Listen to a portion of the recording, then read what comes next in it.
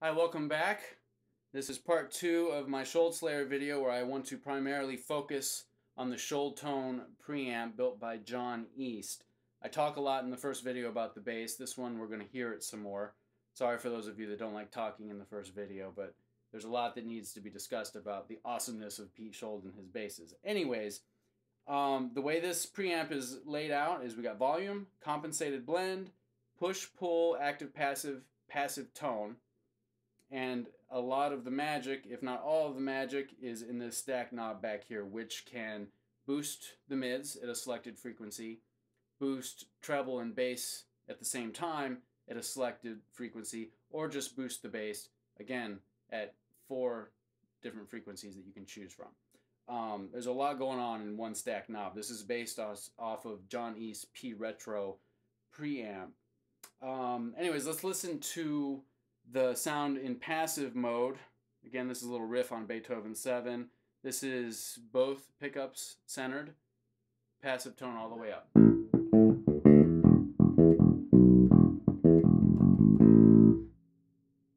Let's roll back the tone a little bit.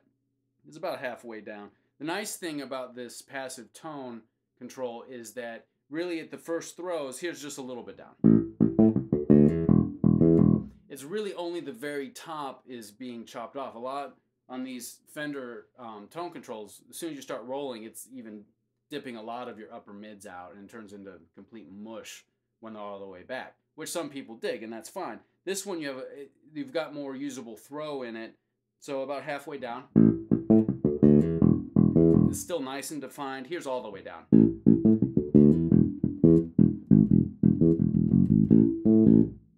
That's still usable. You want to really dubby, like go to the neck pickup.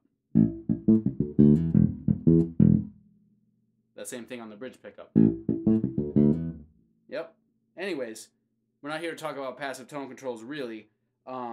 Just wanted to point out how nice that one is. Let's go into active mode so we can talk about the real deal back here. Quick note, the passive tone works at all times, so you can roll off some treble before even manipulating this, which adds to a ton of tones. But for now, I'm just going to leave the passive tone all the way up. Here's centered pickups, and I'm not boosting or cutting anything. So it's already a more muscular sound.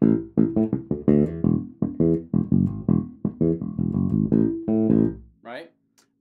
Which is very typical and normal from going from passive to active mode. Anyways, let's talk about the boost. You get 15 dB of boost going from center to fully clockwise, and you get to select your mid. So the bottom control, you go from 250 hertz up to 2.5K, I believe, which is a very wide-ranging, useful amount of mids that you can find. But here are the mid-mids, and I'm just going to boost them a little bit.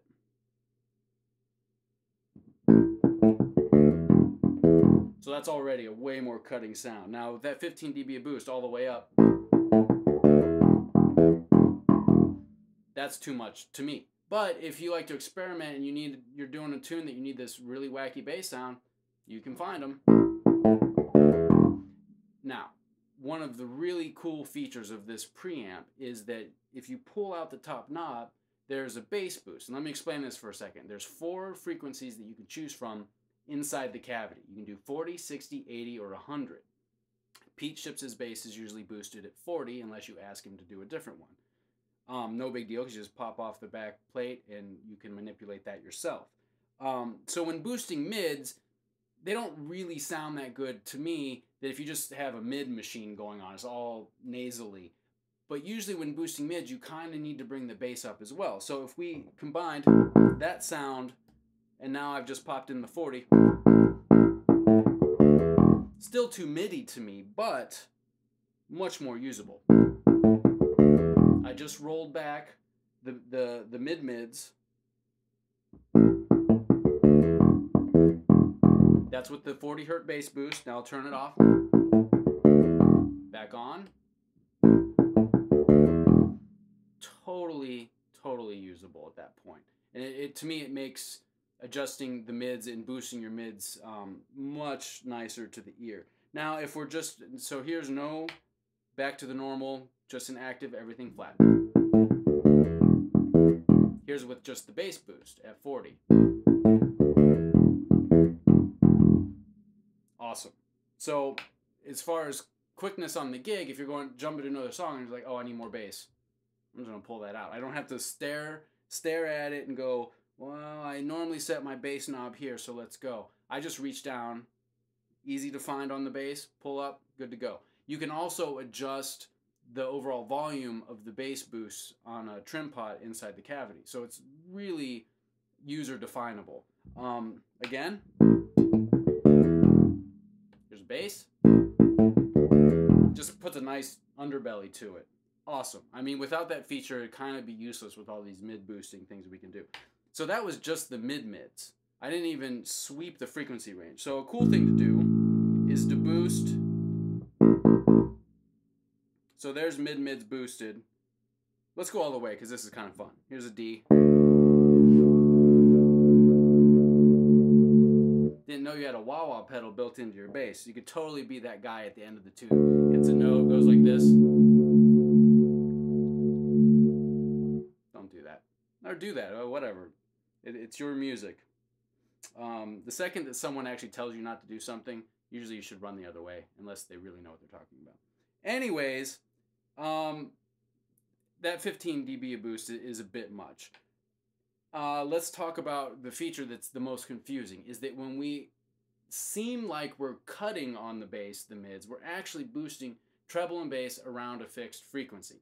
So if you think about it, if I pick the low mids and I'm boosting bass and treble around the low mids, I get really low bass and a lot of upper mids and treble coming up, and which is fine.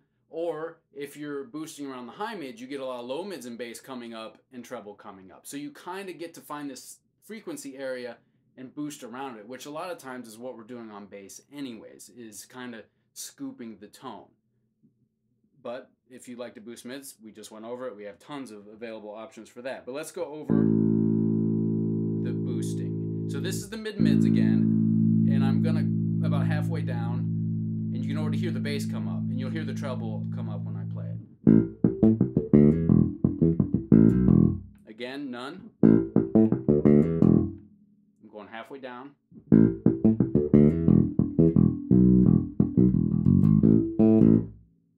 And that's the mid-mids. Let's chop out the upper mids. So this is going to be, when I'm chopping the upper mids or choosing to not boost the upper mids, I think is a better way to look at it. It's going to be a little bit murkier sound.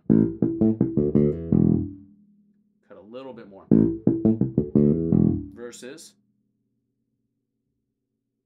It's going to be darker now. Still totally usable with that amount of cut. Now if I chop my low mids out, or rather boost everything but the low mids, I don't like that sound. It's in there, but I'm just trying to give you a frame of reference to what all the different sounds you can get. For me, for the best slap sound is cutting, go a little bit lower than the mid-mids and cut about halfway. The bass boost is not on, and it ends up being a great slap sound.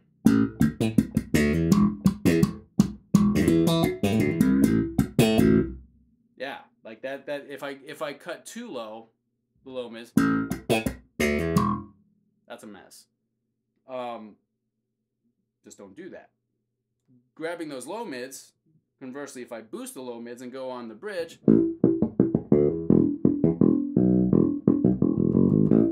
it's burp city. Okay, but you don't normally want to cut all those low mids.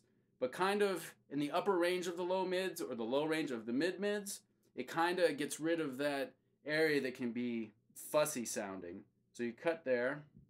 Let's see. Let's go all the way down this time. So this is full boost of bass and treble with the low mids cut. Follow me?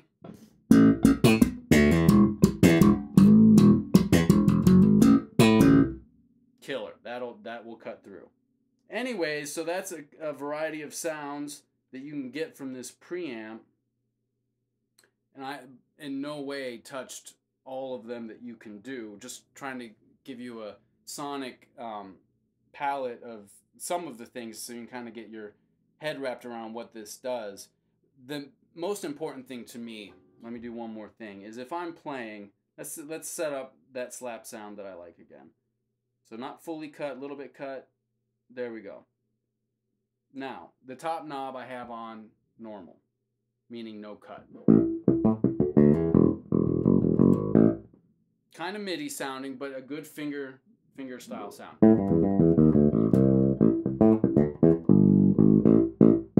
Right?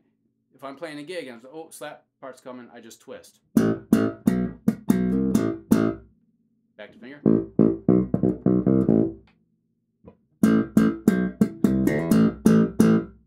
It's that quick. It literally is that quick. I don't have to mess with scooping the mids and boosting the bass, boosting the treble. For people that really, for hardcore slappers, you probably want to go with the Deluxe Pre because you can really dial in the exact amount of treble you want. But for me, I like fast and done. And it just helps that I really love the sound that I get. I don't have to think. I just go boom, start playing, and it's there. Perfect for me every single time. That really is the beauty of this pre. If you're switching up styles and have to do something quickly, even in mid-song, I could go from playing finger style. Have just a second rest. Versus this sound. Too nasally, right? Too nasally for slap, but cut a little bit. Or I'm playing along. Ooh, I need more bass. It's there. I do it in 2 seconds. That is the beauty of this preamp. That's exactly why I wanted it. And yeah, it's everything I ever wanted in a bass. Besides this being, like I said in the last video, the best bass I've ever played. I think I've basically covered everything. Thank you so much for watching, and give Pete a call if you know what's good for you. All right, thanks a lot. Have a good day.